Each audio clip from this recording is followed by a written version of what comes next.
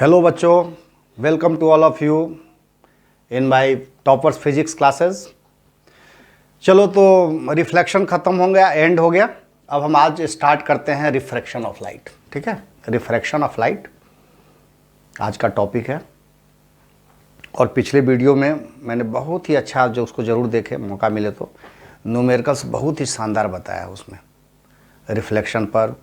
और उसमें एक दो छोटे छोटे दो न्यूमेरिकल्स भी बड़े अच्छे से करवाए हैं, तो उसको देखना ज़रूर। एकदम कंसेप्ट क्लियर हो जाएगा, साइन कन्वेंशन का, इमेज फॉर्मेशन का, सभी तरह का कंसेप्ट एकदम 100% क्लियर हो जाएगा एक बार। लेकिन शुरू से अंत तक देखना। क्या होता है कि जब आप किसी वीडियो को देखते हो तो उसकी जो समरी होती है वो एंड में होती है, तो समरी को जरूर देख। समरी अब इसलिए किसी वीडियो को लास्ट तक करना।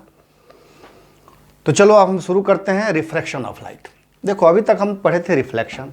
ऐसे कोई रेज ऑफ लाइट आ रही है, एक मिरर होता था, करेक्ट। ऐसे आती थी रेज ऑफ लाइट, ऐसे चली जाती थी, नहीं, ये ऐसे ऐसे नॉर्मल होता था, और ये एंगल ऑफ इंसिडेंस होता था, और ये एंगल ऑफ रिफ्लेक्शन होता था। और ये अगर 30 है तो ये 30, ये 40 है तो ये 40, ठीक है। तो angle of incidence equals to angle of I equals to angle of R, ऐसा होता था। ये रिफ्लेक्शन होता था। रिफ्रैक्शन अलग है। रिफ्रैक्शन में क्या होता है, देखो, जैसे सपोज दैट इसमें दो तीन केस लेते हैं। एग्जाम्पल से ही फिजिक्स में अच्छे से समझ में आएगा और तुम अपने से डिफिनीशन इसको डिफाइन कर पाओगे। जैसे सपोज दैट ये एयर है, ठीक है, ये मान लिया कि ग्लास है, ठीक है। जैसे कोई रेज ऑफ लाइट ऐसे करके आई, ऐसे आई रेज ऑफ लाइट, जाना चाहिए था उसको, देखो ऐसे ऐसे ऐसे ऐसे ऐसे सीधे ऐसे, लेकिन वो ऐसे ऐसे टर्न कर गई। जाना तो चाहिए था, देखो थोड़ा टेढ़ा हो गई, हल्का सा बेंड हो गई। जबकि अगर ऐसे नॉर्मल ड्रॉ करें हम लोग, नॉर्मल एन नॉर्मल। एक और दूसरा केस लेते हैं। सपोज दैट ये ग्लास है, ग्लास ले लो या वाटर ले लो, ये एयर है। ऐसे ग्लास से रेज ऑफ लाइट आई, ठीक है, ऐसे रेज ऑफ लाइट आई, जाना चाहिए था, देखो ऐसे ऐसे जाना चाहिए, लेकिन कैसे चली गई, ऐसे चली गई। नहीं, यहां पर क्या हुआ, ये नॉर्मल है, करेक्ट। देखो क्या इसमें पॉसिबल, क्या इसमें दिख रहा है डिफरेंस। जब एयर से ग्लास में कोई रेज ऑफ लाइट, ये रेज ऑफ लाइट है, ये रेज ऑफ लाइट रे है, रे ऑफ लाइट, ठीक है। जब एयर से ग्लास में गई तो जाना चाहिए था एक्चुअली में ऐसे करके, लेकिन वो क्या हो गई, बेंड हो गई टुवार्ड्स द नॉर्मल। ऐसा कर सकते हो। When rays of light passes from air to glass, it bends towards the normal। फिर हमने दूसरा एग्जांपल लिया, जो ग्लास से एयर में जब जाती है, तो देखो ग्लास से एयर में जाने में क्या हुआ, ये ऐसे आई और फिर ऐसे करके चली गई। मतलब जाना चाहिए था इसको, ये ऐसे और दूर भाग गई, नॉर्मल से और दूर भाग गई, अवे फ्रॉम द नॉर्मल। तो इसका डिफिनेशन ये कह सकते हो कि rays of light when passes from glass to air, it goes away from the normal, goes away from the normal, normal से दूर चली गई। तो ओवरऑल हमने क्या देखा कि दोनों केस में, in this case, case number 1 first case और सेकेंड केस में हमने क्या देखा, व्हाट वी हैव ऑब्जर्व, कि कुछ भी हो, लाइट का रेज जो है ना अपनी डायरेक्शन चेंज करता है, या ये कह सकते हो कि लाइट का रेज बेंड करता है। नहीं, इसमें bend towards normal, goes away from the normal. तो this bending of light rays is called the refraction, correct, ये definition. This bending of light rays is called the refraction when it passes from one medium to another medium, ऐसे बोल सकते हो, ठीक है। या ऐसे भी कह सकते हो कि रेज ऑफ लाइट जैसे इस एयर से ग्लास में आई तो उसने अपना स्पीड चेंज कर लिया। जिस स्पीड चेंज के कारण क्या हो गया, उसका डायरेक्शन चेंज हो गया, मतलब वो थोड़ा बेंड कर गया। तो ऐसे कह सकते हो the changing in the speed of light is called the changing in the direction of light rays, the changing in the direction of light rays is called the refraction. मतलब उसका जाना था ये डायरेक्शन, देखो ये था लेकिन उसने इधर चला गया, जाना चाहिए था ये इस रास्ते पर लेकिन वो कहाँ आ गई, इधर आ गई। तो the changing in the direction of rays is called the refraction. तो रिफ्रैक्शन के दो डिफिनेशन तुम लिख सकते हो, ठीक है। और ऐसे भी लिखो, मतलब डिफिनेशन इसका लिखो, क्या लिख सकते हो,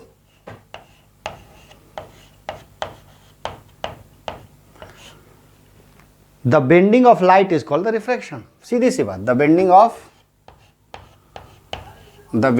light rays, the bending of light raise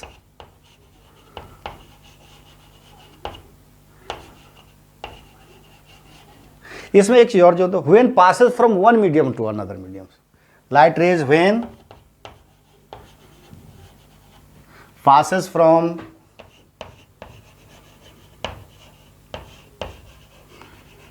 one medium to another medium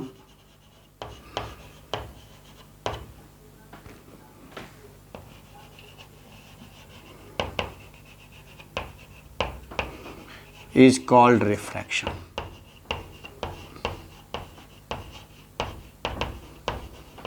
ठीक है, तो आज हम रिफ्रैक्शन के बारे में पढ़ेंगे, फिर इससे रिलेटेड फिर नेक्स्ट अपन वीडियो में डालेंगे इसको। तो खूब अच्छा, शानदार, बहुत ही इंटरेस्टिंग टॉपिक है। लेकिन हाँ, लोग बच्चे कंफ्यूज कर जाते हैं रिफ्लेक्शन। हम लोग भी कंफ्यूज करते थे, कभी रिफ्लेक्शन को रिफ्रैक्शन को रिफ्लेक्शन। देखो, रिफ्लेक्शन जो होता है वो मिरर में होता है, रिफ्रैक्शन ट्रांसपेरेंट होता है। जैसे कोई ग्लास है, कोई ग्लास को अगर हम सिल्वर्ड कर दिए, पीछे तरफ से रेड कलर का पेंट लगा देते हैं, एक्चुअली में वो सिल्वर्ड होता है, तो मिरर बन गया। तो इसमें लाइट रेज ऐसे आई, ऐसे कम बैक हो गई, ठीक है, बाउंसिंग बैक हो गई। इसमें क्या होता है, ट्रांसपेरेंट होता है, कोई उसमें पेंट वगैरह नहीं लगाते, ठीक है। तो ट्रांसपेरेंट होता है, जैसे हमारा आई ग्लास है, जो भी जैसा भी चीज़ है, तो इससे लाइट रेज इजीली पास कर जाती है। अब पास करती है तो ऑब्जर्व किया गया कि देखा गया कि ये एक बार नॉर्मल के तरफ बेंड करती है और एक तरफ नॉर्मल से आगे चली जाती है। तो this is called the refraction. जो समझ में आए लिख देना, ठीक है। अब देखो, इसमें ये देखा गया कि इसके कॉज क्यों होते हैं, क्या कारण होता है एक्चुअली में, रिफ्रैक्शन का कारण क्या होता है, what are the basic cause of refraction. Actually में देखो, जब लाइट रेज एक मीडियम से दूसरे मीडियम में जाती है, एयर से जाती है ग्लास में, होता क्या है कि देखो, तुम थोड़ा इमेजिन कर लो कि एयर जैसे ये जगह है, ब्लैंक है, तो यहाँ तो लाइट रेज की स्पीड थोड़ी ज़्यादा होगी, क्योंकि कोई उसको ऑब्स्टकल्स नहीं मिलेगा, कोई उसको विरोध करने वाला नहीं मिलेगा। लेकिन अगर वही ग्लास में जाएगी तो इसके तो मॉलिक्यूल्स, काफ़ी जो मॉलिक्यूल्स एकदम एक दूसरे से चिपके हुए हैं, तो इसमें लाइट रेज इजीली पास नहीं कर पाएगी, ठीक है। तो ऐसा कह सकते हो कि यहाँ पर लाइट का स्पीड जो होता है वो 3 लाख किलोमीटर पर आवर होता है, 3 लाख किलोमीटर पर सेकेंड होता है, और यहाँ पर 2 लाख किलोमीटर पर सेकेंड होता है, जो नेक्स्ट टॉपिक में मैं बताऊँगा वीडियो में, ठीक है। तो देखा जाए तो यहाँ पर 3 लाख, यहाँ पर 2 लाख, तो डिफरेंस आ गया। तो this is a reason why कि ये थोड़ा बेंड कर गया, इसको इधर रास्ते में जाने में थोड़ा कठिनाई हुई, that's why it's becomes the bends. यानी द सेम वे, ऐसा को ग्लास में थोड़ा कम था तो ऐसे जा सकती थी, लेकिन अब एयर में उसको काफ़ी स्पेस, जगह मिल गया, ज़्यादा जगह मिल गया, बस सीधे भाग गई। देखो देखो कैसे लगा कि जैसे कोई पकड़ के रखा हुआ था, एकदम तेज़ी से भाग गई। तो इसका जो मेन कॉज कहेंगे कि the speed of light in the medium is different. मतलब बेसिक कॉज ये है कि हर मीडियम के लिए स्पीड ऑफ लाइट अलग अलग होता है, एयर के लिए अलग, ग्लास के लिए अलग, वाटर के लिए अलग। तो यही इसके रिफ्रैक्शन का कारण होता है, कॉज होता है। तो कॉज ऑफ रिफ्रैक्शन लिख दो कि देखो, कॉज ऑफ रिफ्रैक्शन,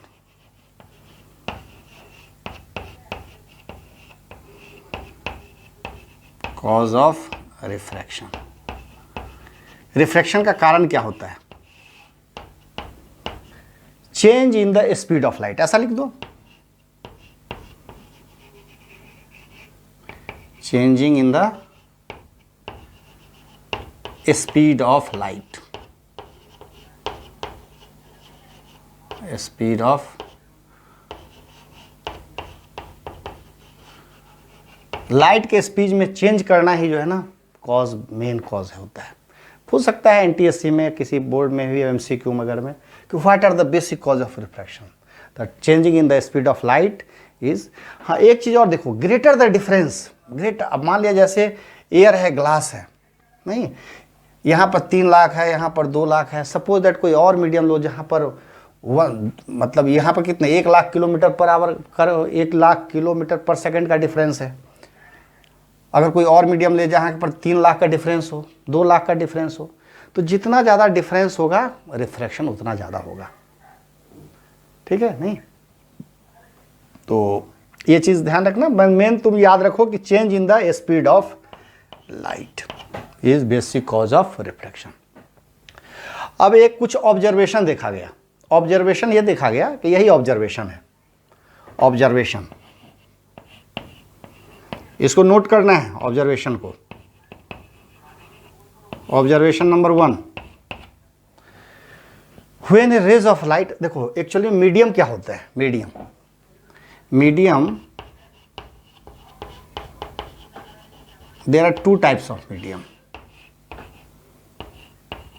एक होता है रेयरर मीडियम और दूसरा होता है डेंसर मीडियम।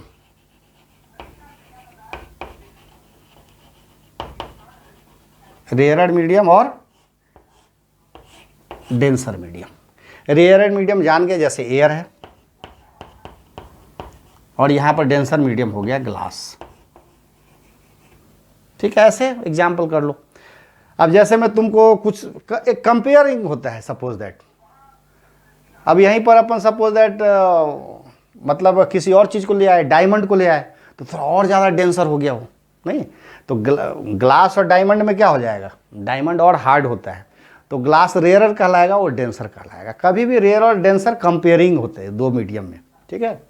तो जिसमें ऐसा लगे कि रेज ऑफ लाइट काफ़ी फास्ट चलेगी, दैट इज कॉल्ड रेयरर, और जिसमें थोड़ा स्पीड ऑफ लाइट लेस चलेगी, that is called the denser. तो इसका डिफिनीशन ऐसे लिखो, डिफिनीशन के लिए, कि speed of light is more, ऐसा लिखो, speed of light is more is called the rarer medium. बस इतनी ही जानने की जरूरी है, और ज़्यादा डेप्थ चाहिए तो बुक को स्टडी कर लेना। मैंने बुक का अपने लास्ट वीडियो में भी अपना प्रिस्क्राइब किया था, कितने सारे बुक हैं। एनसीईआरटी को तो पढ़ना ही पढ़ना है, और उसके साथ साथ रिफ्रेशर में एस चांद की बुक है, एस वर्मा सर की भी बुक लिखी हुई है, दिनेश की बुक है, कितने सारे पब्लिकेशंस है, ठीक है। तो speed of light is more, that is called the rarer medium. Speed of light is less is called the denser medium. Speed of light is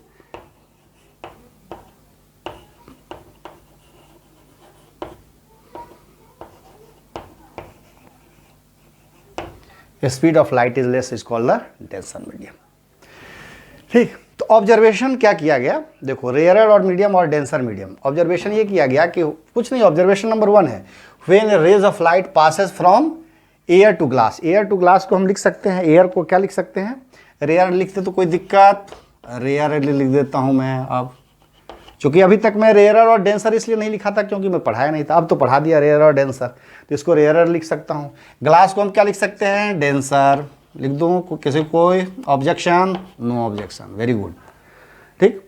तो रेयरर हो गया, डेंसर हो गया। तो when a rays of light passes from rarer to denser it bends towards normal, लिख दो, rare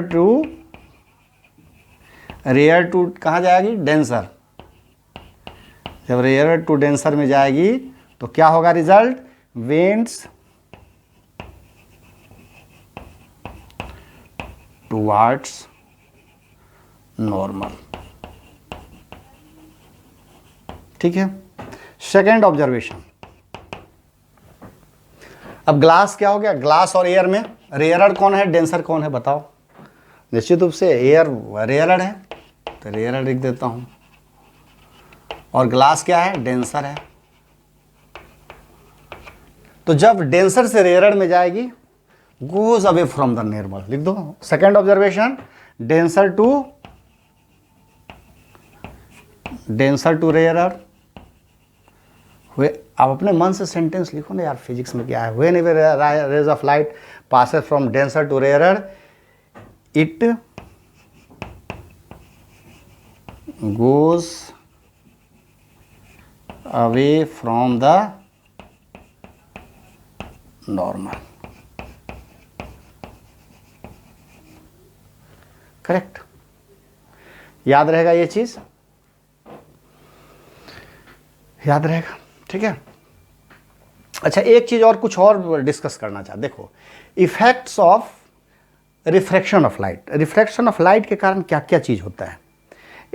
effects of refraction of light, देखो refraction of light के कारण जैसे कोई क्वाइंस रखा हुआ है, नहीं, कोई क्वाइंस रखा हुआ है भरी हुई बाल्टी में या एम्प्टी वेसिन में, जिसमें एम्प्टी वेसिन नहीं, पानी है उसमें, वाटर है, तो क्वाइंस है ना थोड़ा अपने लेवल से ऊपर दिखेगा, वो जो उसका जो एक्चुअल पोजीशन है उसमें थोड़ा वो ऊपर दिखेगा।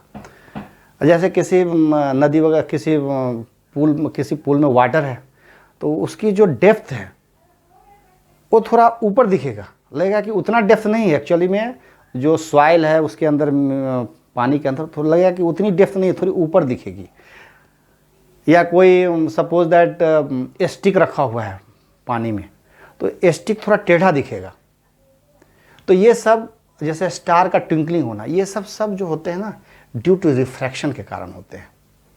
अब पूछेगा, अगर तुमसे पूछा जाए क्वेश्चन एग्जाम में कि why the star is twinkling, due to the refraction of light star is twinkling. अब थोड़ा 2-3 मार्क्स का और ज़्यादा क्वेश्चन है तो थोड़ा और ज़्यादा उसका डायग्राम वगैरह बना सकते हो। या ऐसा पूछेगा कि suppose that A coins in A basin water appears to be raised. Why? Due to the refraction of lights, the light coming from the coins to the eyes, it bends toward, it goes away from the normal, and this is the reason why, due to the refraction, that the coins appears. बस कुछ नहीं, उतना मत याद रखो, due to the refraction of light that coins appears to be raised, ऐसा लिख सकते हो। जैसे सपोज दैट, पहले तो ऐसा लिख दो कि effects of refraction of light, ऐसा लिख दो। कहाँ? Effects of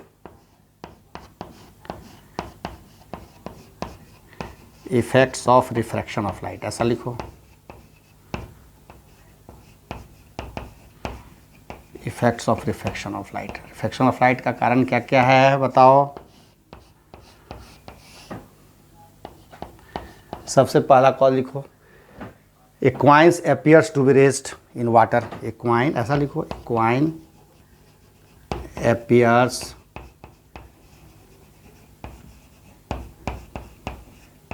to be raised in water। Very good. चलो, और कितने सारे होंगे, वैसे तो 1-2 लिख रहा हूँ, लेकिन बहुत सारे होंगे। और लिख सकते हो, pool of water appears to be less deep। A pool of water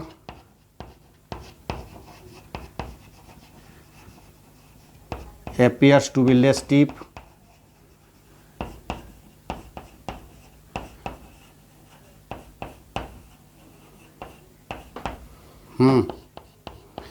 और थर्ड, और कुछ भी ले सकते हो, ट्विंकलिंग ऑफ ए स्टार लिख दो, ऐसा।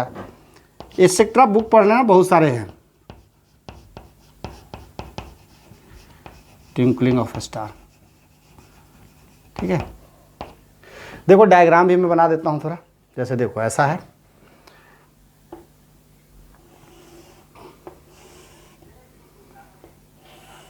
ऐसा है, ठीक है। यहाँ पर सपोज दैट एक क्वाइंस रखा हुआ है, नहीं, यहाँ पर एक क्वाइंस रखा हुआ है। सपोज दैट यहाँ पर वाटर है, ऐसा ऐसा क्वाइंस रखा हुआ है, ठीक है। ये हमारे आई को ऐसे करके दिख रही है, ऐसे करके ये हमारे आई को ऐसे रेज ऑफ लाइट आई यहाँ से। सपोज दैट थोड़ा बनाना पड़ेगा, ऐसे ऐसे करके रेज ऑफ लाइट, ऐसे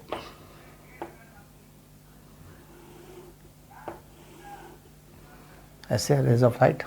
एक्चुअली में क्या होता है, जब हम आई यहाँ से ऐसे देखो, पहले ऐसे डायग्राम बना लो, ठीक है ना। जब आई से हम देखते हैं, ऐसे आई से दिखते हैं। एक्चुअली में रेज ऑफ लाइट आई, क्वाइन से ऐसे करके ऐसे चली गई, ठीक है। लेकिन जब हम रेज ऑफ लाइट ऐसे करके देखते हैं तो एक्चुअली में वो यहाँ से आती हुई दिख रही है।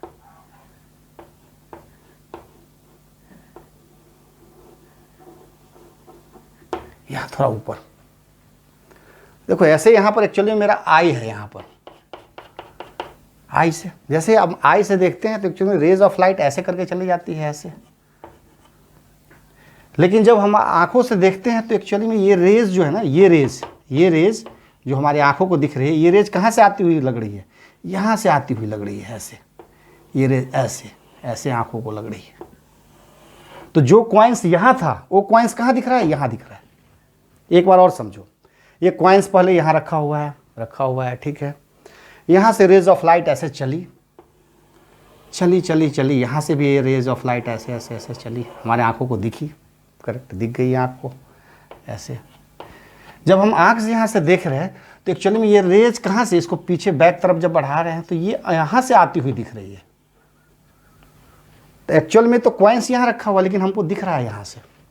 This is called due to the refraction. Actually में होता है क्या है कि देखो, ये हो गया एयर, ये तो एयर है ना भाई, एयर है, ये वाटर है, मतलब ये हो गया रेयरर मीडियम, ये हो गया डेंसर मीडियम। तो जब रेज ऑफ लाइट ऐसे रेयर से डेंसर में जाती है तो क्या हो जाती है? वो बेंड्स टुवर्ड्स द नॉर्मल।